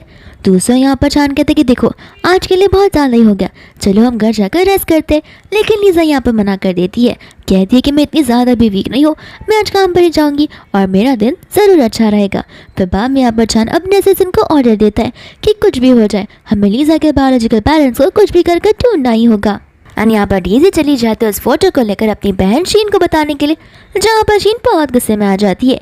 इतनी में आंटी यहाँ पर आती है तो फिर शीन उसे अपने बर्थडे के बारे में याद दिलाती है, जो कि उसे यहाँ पर स्काई पैलेस होटल में ऑर्गेनाइज करना होता है। आंटी यहाँ पर सोचे पड़ जाती है कि उसी दिन सेम डे पर उनकी खुद की बायोलॉजिकल बेटी का भी बर्थडे होता है, न जाने उसे अपने बर्थडे के बारे में पता भी होगा या फिर नहीं। एंड यहाँ पर शीन उसे वापस से पूछने लग जाती है, जहाँ पर आंटी कहती है कि हाँ तुम्हें जहाँ पर ऑर्गेनाइज करना है तुम कर सकती हो। फिर इसके बाद में यहाँ पर वो बर्थडे वाला इवेंट शुरू हो जाता है, जहाँ पर लीजा की जो फ्रेंड होती है वो उसे ऑलरेडी फोन कर देती है कि देखना कहीं शीन और डेज़ी मिलकर कुछ करना दे। फिर बाद में यहाँ पर डेज़ी लीजा को देखती है, जहाँ पर वो उसे ड्रिंक सर्व करने के लिए कहती है, लेकिन ड्रिंक सर्व करती वो उस ड्रिंक को रिजेक्ट कर देती है। इतने में यहाँ पर छान आ जाता है। छान यहाँ पर शीन के मम्मा पापा के साथ बड़े अच्छे से बात करता है। बाद में यहाँ पर छान के हाथों में गिफ्ट होता है, जिसे शीन ले लेती है एंड यहाँ पर उसे गिफ्ट के थैंक यू बोलती है। लेकिन यहाँ पर छान उसकी मम्मा से बता रहा होता है कि ये गिफ्ट मैंने रैनन के लिए है, मुझे पता है कि आज उसका भी बर्थडे है। ये सुनते यहाँ पर उसकी मम्मा को बड़ा अच्छा लगता है एंड यहाँ पर वो बस यही होप कर रही होती है कि वो अपनी बेटी को जल्द से जल्द ढूंढ ले। दूसरा यहाँ पर लीजा जैसे ही पीछे मुड़ती है, आंटी उसे पीछे से देखते ही अपनी बचपन की बेटी को याद करने लग जाती है। फिर वो उसे रोकते हुए उसका नाम पूछती है एंड यहाँ पर लीजा अपना नाम और इंट्रोडक्शन देना शुरू करती है। लीजा का नाम सुनती आंटी को गुस्सा आ जाता है, क्योंकि शीन के अकॉर्डिंग यहाँ पर वो छान के ऊपर लाइन मार रही होती है एंड छान को सेड्यूस करने की कोशिश कर रही थी। तो फिर आंटी यहाँ पर लीजा को सुनाना शुरू कर देती है। डेज़ी यहाँ पर उन्हें ये तक बताती है कि ये तो प्रेग्नेंट भी है, जिसे सुनकर आंटी यहाँ पर इस बच्चे के फादर के बारे में पूछती है। लीजा उस बारे में बताने से मना कर देती है, कहती है वो मेरा पर्सनल मैटर है जिसे मैं पब्लिकली डिस्क्लोज करना नहीं चाहती हूँ। जिसके बाद में यहाँ पर शीन कहती है कि मेरी मम्मा को ड्रिंक सर्व करो एंड जैसे यहाँ पर लीजा ड्रिंक लेकर आती है, वो जानबूझकर अपना पैर पीठ पर रख देती है, जिस वजह से ये ड्रिंक जो है आंटी के ऊपर गिर जाती है एंड आंटी यहाँ पर इस पर चिल्लाने लग जाती है। लीजा यहाँ पर शीन के ऊपर नाम डालने वाली थी, लेकिन उसे पता है वो तो शीन की मम्मा है और वो उसी का साइड लेगी। इस वजह से यहाँ पर वो उन्हें कहती है कि सारा रिस्पॉन्सिबिलिटी हमारा होटल लेने के लिए रेडी है। और यहाँ पर वो चारों के चारों चले जाते हैं चेंजिंग रूम की ओर, जहाँ पर डेज़ी आंटी से कह रही होती है कि आपको नहीं लगता कि इसका चक्कर अगर यहाँ पर छान के साथ चल रहा है तो उसकी पहली में जो बेटा है वो भी छान का ही हो सकता है। एंड यहाँ पर उन सभी को डाउट जाने लगता है, जहाँ पर शीन उदास हो जाती है। बट आंटी कहती है कि तुम टेंशन मत लो, अगर हुआ भी तो हमें पता है कि हम उससे ज़बरदस्ती अबॉर्शन करवा देंगे। फिर बाद में यहाँ पर वो लोग लीजा को रोककर उस बच्चे के बारे में पूछने लग जाते हैं, लेकिन लीजा यहाँ पर कुछ भी बताने से मना कर देती है। शीन को इतना गुस्सा आता है कि वो लीजा को थप्पड़ मार देती है एंड यहाँ पर तीनों जन लीजा पर टूट ही पड़ते हैं, जहाँ पर लीजा चाहती हुए भी कुछ नहीं कर पाती और जबरदस्ती यहाँ पर वो लोग उसे पूल में धकेलने की कोशिश कर रहे थे। दोस्तों यहाँ पर छान आ जाता है, जहाँ पर वो उस स्टाफ से लीजा के बारे में पूछता है तो वो उसे बताने लग जाती है कि वो तो उन तीनों के साथ चेंजिंग रूम की ओर गई है एंड छान को सेंस होने लगता है कि कहीं कुछ तो गड़बड़ है, तो वो तुरंत ही उस और जाने लग जाता है। फिर बाद में यहाँ पर शीन दो से लेकर पूल के अंदर गिर भी जाती है एंड जबरदस्ती यहाँ पर वो उसे डुबाने लगती है। इतने में यहाँ पर छान आ जाता है, जहाँ पर आंटी उसे शीन को बचाने के लिए कहती है, लेकिन यहाँ पर छान सिर्फ और सिर्फ लीजा को ही बचाकर बाहर लाता है एंड वो बहुत ही ज़्यादा घबरा जाता है, जहाँ पर शीन और डेज़ी वो दोनों घबरा जाते हैं कि कहीं अगर लीजा मर गई तो ये फिर यहाँ पर उन पर मर्डर के चार्जेस आ जाएंगे। लेकिन आंटी कहती है कि तुम टेंशन मत लो, वो खुद ब खुद पूल में गिरी हुई है, मैं टेस्टिफाई करने के लिए रेडी हो जाऊंगी। एंड यहाँ पर लीजा को CPR देने के बाद वो फाइनली यहाँ पर उठ जाती है, जहाँ पर छान उसे लेकर हॉस्पिटल की ओर जाने लगता है। इतने में यहाँ पर आंटी को लीजा के ईयर्स के पीछे का बर्थ मार्क नजर आता है, जिसे देखते ही वो शॉक हो जाती है और उसे रैनन बुलाना शुरू कर देती है। फिर यहाँ पर वो सभी लोग लीजा को लेकर हॉस्पिटल में चले जाते हैं, जहाँ पर आंटी बहुत ज़्यादा ही रो रही थी कि उन्होंने अपनी खुद की बेटी को अपने हाथों से मारना चाहा। इतने में भी यहाँ पर अंकल आ जाते हैं, जहाँ पर वो कह रहे होते कि तुम पक्का श्योर हो वो हमारी बचपन की रैनन ही है। एंड आंटी यहाँ पर उसके मून वाले बर्थ मार्क के बारे में बता रही होती है। दूसरा यहाँ पर छान उन्हें डॉक्यूमेंट्स बताने लग जाता है, कहता है कि 20 साल तक तुम्हारी बेटी किसी और के घर में थी, जहाँ पर वो घर वाले उसे हर टाइम टॉर्चर किया करते थे और अब वो खुद के बायोलॉजिकल मदर के हाथ से टॉर्चर हो रही थी। ऐसे तो मुझे बहुत बुरा लग रहा है। फिर बाद में यहाँ पर शीन को इनकी बातों पर यकीन नहीं होता एंड आंटी तो बहुत ज़्यादा ही रोने लग जाती है।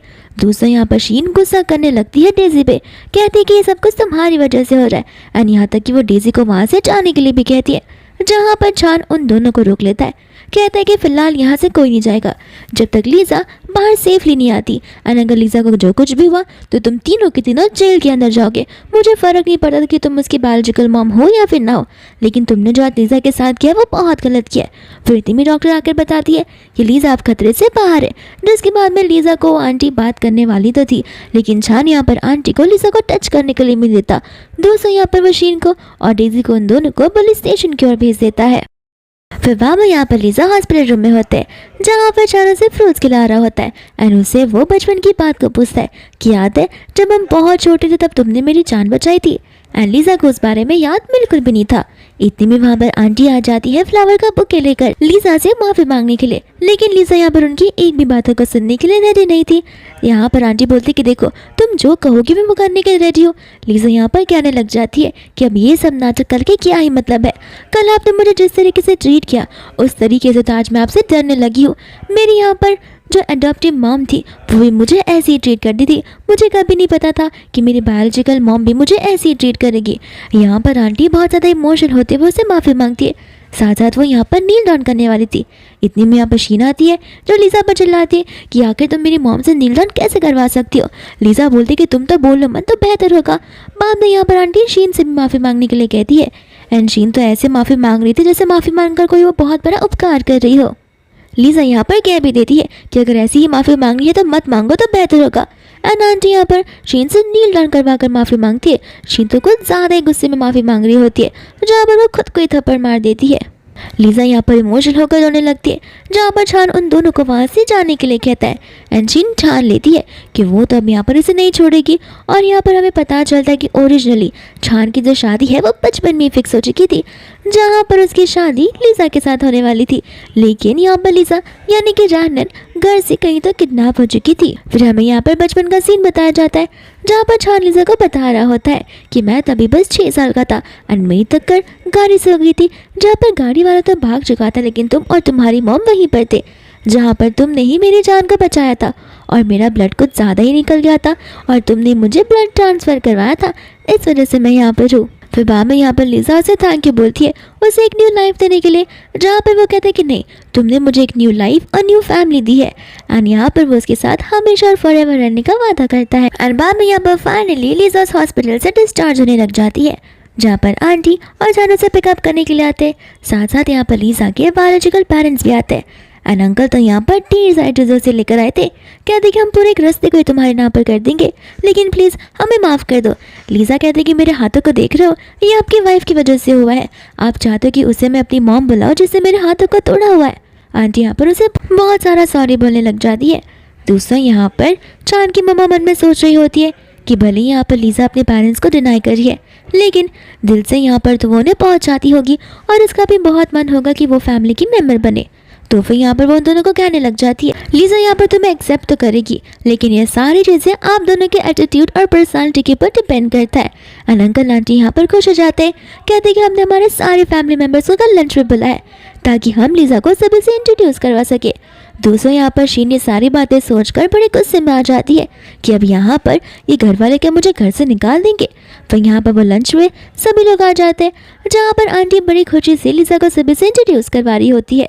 वहीं दूसरे और बात कर रहे होते हैं लोग शीन के बारे में कि अब इस अडॉप्टेड डॉटर का क्या होगा, क्या ये लोग यहाँ पर इसे घर से निकाल देंगे। शीन उनकी बातों को सुनते हुए गुस्से में वहाँ से चली जाती है।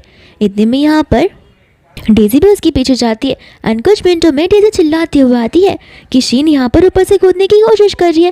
तो सभी लोग वहाँ पर चले जाते हैं, जहाँ पर शीन चिल्लाकर उनसे कहने लग जाती है कि जब से आपकी यहाँ पर बायोलॉजिकल बेटी आई है तब से सब लोग मुझे भूल ही गए हैं और मुझे ऐसा ट्रीट कर रहे हैं जैसे कि मैं फैमिली की हिस्सा ही नहीं हूँ। और मेरी खुद की बहन लीजा वो तो मुझे माफ़ करने के लिए भी रेडी नहीं है। आंटी यहाँ पर समझाती कि देखो बेटा तुम कूदो मत, लीजा तुम्हें माफ़ कर देगी। एंड यहाँ पर वो लीजा को उसे माफ़ करने की रिक्वेस्ट करने लगती है। लीजा को टाइम याद आता है जहाँ पर हर एक मोड़ पर शीन ने उसे कितनी गंदी तरीके से ट्रीट किया था। तो शीन यहाँ पर उसे कहने लग जाती है कि तुमने आखिर यहाँ पर सही क्या है, तुम विक्टिम कार्ड प्ले करने की कोशिश ही क्यों कर रही हो। तुम 20 साल तक एक लग्जरियस लाइफ जीते आई हो और एक बदतमीज बेटी भी। मैंने सारी चीज़ें सही है। और यहाँ पर वो अपने स्ट्रगल्स के बारे में बताती है एंड कहती कि मैं तुम्हें इस जन्म में अपनी बहन तो रिकग्नाइज कभी भी नहीं करने वाली हूँ। फिर बाद में यहाँ पर शीन सचमुच ऊपर से कूद जाती है, जहाँ पर आंटी गुस्से में आकर लिसा को एक थप्पड़ मार देती है। एंड छान यहाँ पर आंटी का हाथ पकड़ते हुए कहता है कि आपने मेरी वाइफ को किस हक से थप्पड़ मारा है। फिर आंटी यहाँ पर माफ़ी मांगती है। दोस्तों यहाँ पर लिसा की मदर इन लॉ उसी से माफ़ी मांगती है। यहाँ पर तो ये लोग एक मौका भी डिजर्व नहीं करते। मुझे खुद को शर्मिंदगी महसूस हो रही है कि आखिर कल मैंने यहाँ पर तुम्हें एक्सेप्ट करने के लिए क्यों ही कहा। फिर वो लोग यहाँ से उसे लेकर चले जाते हैं। फिर बाद में यहाँ पर लिसा रात में खड़े होकर स्नोफॉल को देख रही होती है। एंड इतने में लाइट्स बंद हो जाती है, जहाँ पर चान उसके लिए बर्थडे का केक लेकर आता है। एंड यहाँ पर लिसा कहती है कि आज मेरा बर्थडे नहीं है। चान कहते कि पता है मुझे, तुम्हारा बर्थडे उस दिन शीन के बर्थडे के साथ में था, लेकिन यहाँ पर मुझे उसके बारे में पता नहीं था। साथ साथ यहाँ पर वो उसके लिए 20 गिफ्ट्स भी लाया होता है। कहता है कि सारे गिफ्ट्स उन हर सालों के लिए जितने साल तुम यहाँ पर मुझसे दूर रही थी। यहाँ पर ग्रैंडमा तो बड़ी खुश हो जाती है। इतने में यहाँ पर स्नोफॉल होने लगता है, जहाँ पर ग्रैंडमा उन्हें पर्सनल टाइम देते हुए बहाना मारकर वहाँ चली जाती है। एंड फाइनली यहाँ पर उन दोनों के बीच में किस्सा जाता है। दोस्तों यहाँ पर शीन होती है हॉस्पिटल में, जहाँ पर वो कुछ ज़्यादा गुस्से में थी। फिर बाद में यहाँ पर वो सोच में पड़ जाती कि आखिर उसके मामले यहाँ पर छान से शादी फिक्स करवाएंगे भी या फिर नहीं। तो उसके मामले यहाँ पर आ जाते हैं, जहाँ पर वो अपने कमर और पैर दुखने का नाटक शुरू कर देती है। आंटी कहती है कि तुम्हारे लिए मैंने लिसा को थप्पड़ भी मारा था, अब तुम और क्या चाहती हो। एंड यहाँ पर वो बता देती है कि वो छान के साथ में शादी करना चाहती है। बट आंटी यहाँ पर उसे मना कर देती है। कहती कि देखो, ओरिजिनली यहाँ पर तुम्हारी बहन की शादी ऑलरेडी चान के साथ फिक्स हो चुकी थी, लेकिन तुम्हारे जाने के बाद हमने वो शादी तुम्हारे साथ फिक्स करवाने की बहुत कोशिश की, बट चान हमेशा से तुम्हें रिजेक्ट करता ही आया है। फिर बाद में यहाँ से वो लोग चले जाते हैं, जहाँ पर शीन बहुत गुस्से में होती है। एंड यहाँ पर डेजी उसे जी के बारे में बताती है, यानी कि लिसा के एक्स बॉयफ्रेंड के बारे में। एंड उसी होटल में हम यहाँ पर जी को देखते हैं, जो कि अपनी मम्मी के साथ आया होता है, लेकिन वो उसकी रियल मॉम नहीं बल्कि शुगर मॉमी होती है, जिसे लिसा भी देखकर पहचान जाती है। एंड जैसे ही यहाँ से जी जा रहा होता है, उसे डेजी रोक लेती है और वो उसे लिसा के बारे में सब कुछ बताने लग जाती है। साथ साथ वो उसे अपना कार्ड भी देती है। बाद में यहाँ पर तो वो उसे ये बताती है कि लिसा उसके बेबी के साथ में प्रेग्नेंट है। तो फिर यहाँ पर जी खुश हो जाता है और उसे इस बात की भी खुशी होती है कि वो इतने रिचेस्ट वाले फैमिली में बॉर्न हुई है, तो फिर उसके पास ये पैसा आ सकता है। दूसरा डेजी यहाँ पर लिसा को बोलती है कि रूम नंबर 1270 तुम्हारी सर्विस चाहता है। तो फिर लिसा यहाँ पर ऊपर चली जाती है, जहाँ पर रूम का लॉक ओपन होता है। जैसे वो अंदर जाती है, वहाँ पर उसे कोई मिलता नहीं है, लेकिन इतने में जी आकर उसे पीछे से बैग हग करने लगता है और उसे माफ़ी मांगने लगता है, जहाँ पर लिसा उसे थप्पड़ी मार देती है और जी उसे यहाँ पर उसे माफ़ करने के लिए बोल ही जा रहा था। इतने में यहाँ पर छान, उसका असिस्टेंट और कुछ स्टाफ भी आ जाते हैं। तो फिर यहाँ पर वो सभी लोग उसे कहने लगते हैं कि देखो, तुम्हारे तमी में मेरा बेबी है, मुझे पता है, और अब टाइम आ गया है जहाँ पर मुझे तुम्हें एक साथ लेकर चलना ही होगा, क्योंकि यहाँ पर ये हमारे बच्चे का सवाल है। लिसा यहाँ पर साफ साफ कह देती है कि मेरे बच्चे का और तुम्हारा रिलेशन कुछ है नहीं, लेकिन यहाँ पर जी जिद पकड़ रखा हुआ था। वह यहाँ पर छान होता है, जहाँ पर वो उसे सचमुच सारी सच्चाई बताने के लिए कहता है। फिर दोस्तों हम यहाँ पर देखते हैं लिसा के बायोलॉजिकल पेरेंट्स को, जो कि यहाँ पर इसी होटल में होते हैं। साथ साथ यहाँ पर उसके अडॉप्टिव मदर और भाई भी आ जाते हैं, जहाँ पर वो लोग लिसा के बारे में बुरी बुरी बातें यहाँ पर उन दोनों से कहते हैं कि लिसा बिल्कुल भी मैनर वाली लड़की नहीं है, वो बहुत ही ज़्यादा वियर्ड लड़की है, जहाँ पर वो अलग अलग लड़कों के साथ अफेयर करती है। सबसे पहले तो उन्हें यकीन नहीं होता। वो लोग कहते हैं कि हम लिसा से इस बारे में बात कर करेंगे, हम तुम्हारी बातों पर भरोसा नहीं करेंगे। तो फिर यहाँ पर वो लोग उस रूम के बाहर खड़े होते, जहाँ पर वो लोग जी की बातों को सुन रहे होते कि इसने मेरे साथ ब्रेकअप करने के बाद तुम्हारे साथ नाइट स्पेंड की और इसके पेट में जो बच्चा है वो मेरा है। ये बात सुनते उसके बायोलॉजिकल पेरेंट्स अंधाधुंध उस पर विश्वास कर लेते, कहते कि ऐसी बेटी हमें चाहिए नहीं, और वो लोग वहाँ से चले जाते। फिर बाद में यहाँ पर छान उन सभी को पैटर्निटी का रिजल्ट दिखाता है, कहता है कि वो तुम्हारा बेटा है ही नहीं, वो जो ट्विंस है वो तुम उसके फादर हो ही नहीं, जिसकी वजह से यहाँ पर जी गुस्से में आ जाता है और वापस से उसे माफ़ी मांगता है। लेकिन लिसा यहाँ पर इस बार उसे थप्पड़ मार देती है और गात भी यहाँ से उसे लेकर चले जाते हैं, जिसके बाद में यहाँ पर छान लिसा से रिक्वेस्ट करता है कि वो लोग अपना रिलेशन पब्लिकली अनाउंस कर दे, लेकिन लिसा अभी भी इन चीज़ों के लिए रेडी नहीं थी। फिर बाद में हम यहाँ पर शीन को देखते जो कि जी से मिलती है एंड एक और यहाँ पर प्लानिंग करना वो लोग शुरू कर देते हैं। दूसरा यहाँ पर लिसा काम कर रही होती है, तो फिर यहाँ पर डेजी उसे छेड़ रही होती है, यानी कि बुली कर रही होती है, पर लिसा बहुत कंट्रोल करती है कि वो उसे कुछ ना कहे। फिर बाद में यहाँ पर वो छान से मिलती है, जहाँ पर छान उसे रूम में लेकर जाता है एंड उसे पूछे लग जाता है कि आखिर उसे प्रॉब्लम क्या है। लिसा कहने लग जाती है कि देखा, आज जिस तरीके से वो लोग मुझे बुली कर रहे थे, हमारा रिलेशन पता होने के बाद दिन ब दिन वो लोग ही करेंगे और ये मेरी जॉब है जहाँ पे मेरा काम करना भी मुश्किल हो जाएगा। चान कहता तो काम मत करो, मैं तुम्हारी जॉब को स्विच कर सकता हूँ, लेकिन लीजा ऐसा कुछ भी करने से मना कर देती है। चान बोलता है कि देखो मैं यहाँ पे पूरा का पूरा होटल तुम्हारे नाम पर कर देता हूँ, फिर तुम्हें जहाँ काम करना है जो काम करना है तुम कर सकती हो, और होटल तो तुम खुद ही रन कर सकती हो। बाद में यहाँ पर लीजा बोलती है कि नहीं मुझे तुम्हारी चैरिटी नहीं चाहिए। एंड चान यहाँ पर समझाता है कि वो चैरिटी नहीं है, वो अपनी वाइफ के लिए ये सब करना चाहता है जिसने उसकी लाइफ को बचाया था। फिर बाद में यहाँ पर लीजा कुछ बोले इसके पहले यहाँ पर चान उसे किस करने लग जाता है, जहाँ पर बाहर से खड़े स्टाफ उन्हें देख रहे होते हैं। एंड यहाँ पर चान अपने लेग का इस्तेमाल कर डोर को क्लोज कर देता है एंड डीजी यहाँ से गुस्से में चली जाती है। फिर बाद में यहाँ पर शीन होती है जो कि अपने इस अडॉप्टिव पेरेंट्स को चढ़ा बढ़ा रही होती लीजा के अबॉर्शन के लिए। दूसरे यहाँ पर लीजा खाना बना रही थी जहाँ पर उसे ग्रैंडमा की ट्रेडिशनल प्लेट नजर आती है। एंड यहाँ पर चान कहता है कि गलती से भी ये गिर गए तो ग्रैंडमा हमें छोड़ेगी नहीं। एंड वो सचमुच गिर जाता है जहाँ पर ग्रैंडमा झाड़ू लेकर आ जाती है। यहाँ पर चान कहने लगता है कि देखो वो मेरी वाइफ है, अब उसे कुछ नहीं कर सकते। ग्रैंडमा कहती कि वो तुम्हारी वाइफ है वो तो ठीक है, लेकिन मैं तुम्हें नहीं छोड़ने वाली हूँ। तुमने यहाँ पर अपनी वाइफ से काम करवाया, हमारे इस घर के रूल को ब्रेक किया, इसका मतलब ये है कि वो तो अपनी डॉट इन लॉ का साइड ले रही थी। एंड चान को यहाँ पर डर लग रहा था कि अब यहाँ पर लीजा को डांट पड़ने वाली है, बट डांट तो यहाँ पर चान को पड़ रही होती है, और सिर्फ डांट ही नहीं बल्कि मार भी। जहाँ पर चान कहते कि मैंने तुम्हें बचाया तो तुम तो मुझे बचा सकती हो। लीजा कहते कि मैं तुम्हें क्यों बचा, तुमने रूल्स को ब्रेक किया है। एंड यहाँ से वो भाग जाती है। इसके बाद में यहाँ पर उसकी पूरी फैमिली आ जाती है लीजा से माफ़ी मांगने के लिए, जहाँ पर चान आ जाता है एंड कहता है कि माफ़ी मांगने की ज़रूरत ही नहीं है, हमें यहाँ पर लीजा को आपके घर पर भेजानी है एंड लीजा यहाँ पर आपको एज ए पेरेंट्स एक्सेप्ट नहीं करेगी। फिर बाद में यहाँ पर लीजा को वॉमिट आता है तो वो सीधा रेस्टरूम की ओर चली जाती है, जहाँ पर उसकी मॉम भी उसके पीछे जाती है एंड उसके साथ अच्छी अच्छी बातें करने लगती है। लीजा यहाँ पर बहक तो जाती है, बट अचानक से यहाँ पर उसकी मॉम अबॉर्शन का टॉपिक निकाल देती है। कहती कि देखो एक ना एक दिन ये चांद तो तुम्हें छोड़कर चला जाएगा, और तुम्हारे पेट में जिसका बच्चा है वो जीका है। हम तुम्हारे अबॉर्शन प्रोसेस के लिए पूरी मदद करेंगे और मैं तुम्हारा ख्याल रखूंगी। यहाँ पर लीजा बहुत गुस्से में आ जाती है। कहती कि अब मैं समझ रही हूँ कि आखिर आप यहाँ पर क्यों आई हो, ताकि मैं इस बच्चे को अबॉर्ट कर दूं, जिसके बाद में यहाँ पर आपकी बेटी शीन शादी कर ले चान के साथ में और उसकी लाइफ खुशी भरी जाए। आप मेरी बायोलॉजिकल मॉम हो ही नहीं सकती हो। इतने में यहाँ पर चान की मदर इन लॉ आ जाती है, जो कि उनको तुरंत ही वहाँ से जाने के लिए कहती है। फिर बाद में हम यहाँ पर देखते हैं शीन को, जो कि उस होटल रूम में आकर स्पेशली प्रेसिडेंट वाले सूट को बुक करने के लिए कहती है, लेकिन ऐसा करना स्टाफ के लिए अलाउड नहीं होता है, क्योंकि वो जो सूट होता है सिर्फ और सिर्फ प्रेसिडेंट और उसकी फैमिली जो होती है उसी ही ऑर्गेनाइज कर सकती है। जिसके बाद में यहाँ पर लीजा बड़े पोलाइटली उससे माफ़ी मांगती है, लेकिन यहाँ पर शीन बड़े अकड़ में होती है, जहाँ पर वो लीजा को बोलने लग जाती है कि तुमने तो किसी ने मैनर सिखाए नहीं होंगे, क्योंकि तुम्हारे रियल पेरेंट्स तो कभी रहे नहीं है ना। और एक एक कर वो उसके बारे में बुरी बातें करना शुरू कर देती है। यहाँ पर लीजा भी उसे सुना देती है, जहाँ पर गुस्से में आकर वो उसे थप्पड़ मारने वाली थी, बट लीजा यहाँ पर पानी उसके मुँह पर फेंक देती है एंड साथ साथ अपना वो फ़ोन कॉल बताती है।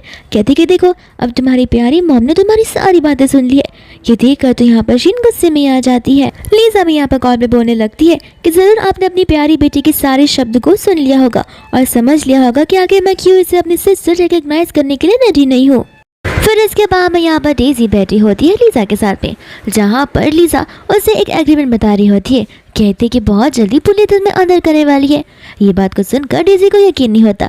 फिर यहाँ पर लीजा उसे बताती है कि उसके पेरेंट्स ने यहाँ पर केस फाइल किया है, जो कि तुम्हारे अगेंस्ट है और शीन के अगेंस्ट है। और थर्ड, शीन यहाँ पर अपनी जान बचा लेने वाली है अपने पेरेंट्स के सपोर्टिव से, लेकिन तुम उसकी कजिन हो, बट फिर भी यहाँ पर वो तुम्हारी हेल्प नहीं करने वाली है, तो फिर जेल सीधा तुम जाने वाली हो। ये सोचकर डेजी डरने लग जाती है। जहाँ पर लीजा उसे कहती कि देखो अभी भी टाइम है जहाँ पर तुम्हें मेरा साथ देना चाहिए, इसके बाद में मैं तुम्हें जेल जाने से बचा सकती हूँ।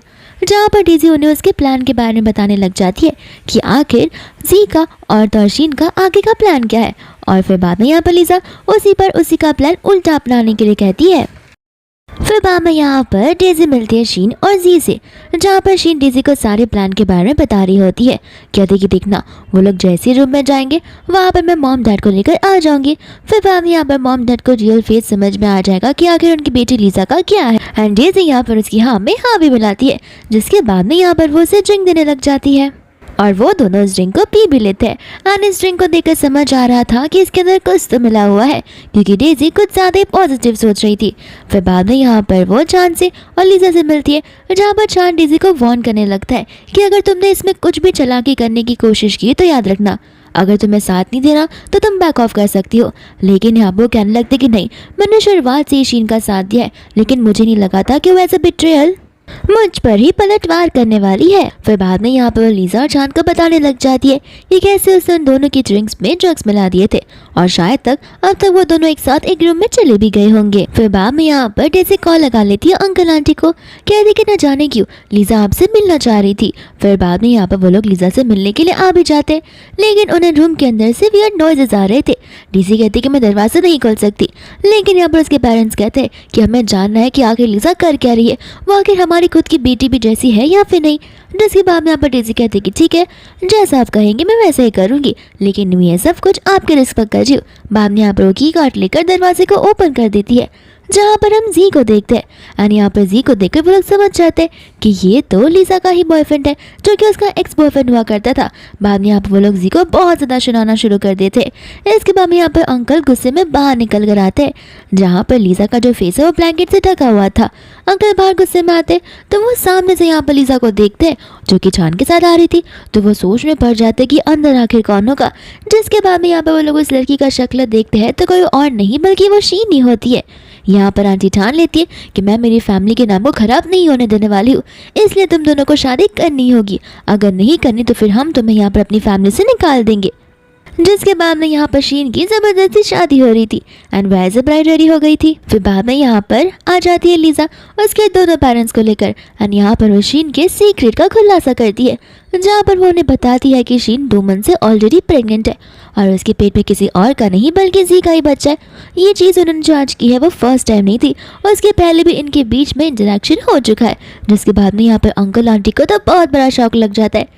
लीजा यहाँ पर माफ़ी मांगने लगती है, लेकिन उसके पेरेंट्स यहाँ पर उसे माफ करने के लिए बिल्कुल भी रेडी नहीं थे। फिर बाद में हम यहाँ पर कुछ मंथ्स के बाद का सीन देखते हैं, जहाँ पर ढेर सारी स्नोफॉल हो रही थी एंड इतनी कड़ी ठंड में यहाँ पर प्रेग्नेंट शीन के साथ साथ उसका हस्बैंड दोनों फूड स्टॉल पर स्वीट पोटैटो सेल कर रहे थे। दूसरों यहाँ से लीजा जा रही थी जिसे स्वीट पोटैटोस खाने का मन किया एंड जैसे वो स्टॉल पर गई उसने शीन को देख लिया, जहाँ पर उसका हस्बैंड उस पर हाथ उठाने वाला था, लेकिन यहाँ पर चांद उसका हाथ पकड़ लेता है, कहता है कि तुम किसी वुमेन के ऊपर इस तरीके से हाथ नहीं उठा सकते हो।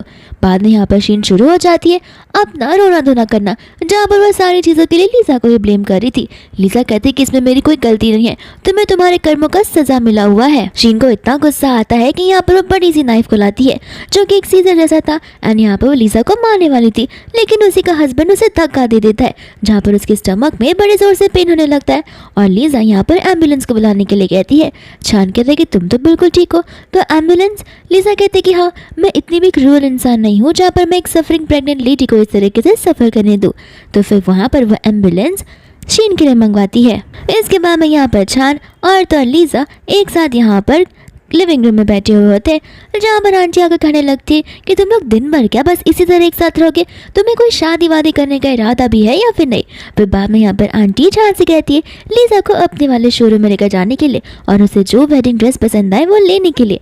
फिर बाद में यहाँ पर चांद उसे लेकर वहाँ पर चला जाता है, जहाँ पर चांद के हाथों के पीछे हम यहाँ पर एक बॉक्स को देख रहे होते हैं एंड आज यहाँ पर वो लीजा को सीक्रेटिवली प्रपोज करने वाला है, जहाँ पर वो सारी अरेंजमेंट्स करके रखता है एंड जैसे यहाँ पर लीजा बाहर निकलती है वो तो उसे देखती रह जाता है एंड फिर बाद में यहाँ पर नील डाउन करते हुए उसे प्रपोज करने लग जाता है, जहाँ पर उस बुटीक की भी सभी स्टाफ आ जाती है और उन्हें चीयर अप करने लगती है एंड लीजा यहाँ पर उसे हाँ कह देती है, जहाँ पर वो उसे उस प्रॉमिस रिंग को पहना देता है। फिर सभी लोग यहाँ पर उन्हें किस करने के लिए चीयर अप करने लगते हैं एंड वो दोनों फिर एक दूसरे को किस करते हैं, जहाँ पर चांद लीजा का साथ और उस पर ट्रस्ट करने का और उसके खिलाफ लॉयल होने का वादा हमेशा हमेशा के लिए करता है। और यहाँ पर लीजा भी उसे एक न्यू लाइफ और न्यू फैमिली और प्रोटेक्टिव हस्बैंड बनने के लिए थैंक यू बोलती है एंड इसी के साथ में ये ड्रामा यहीं पर खत्म हो जाता है।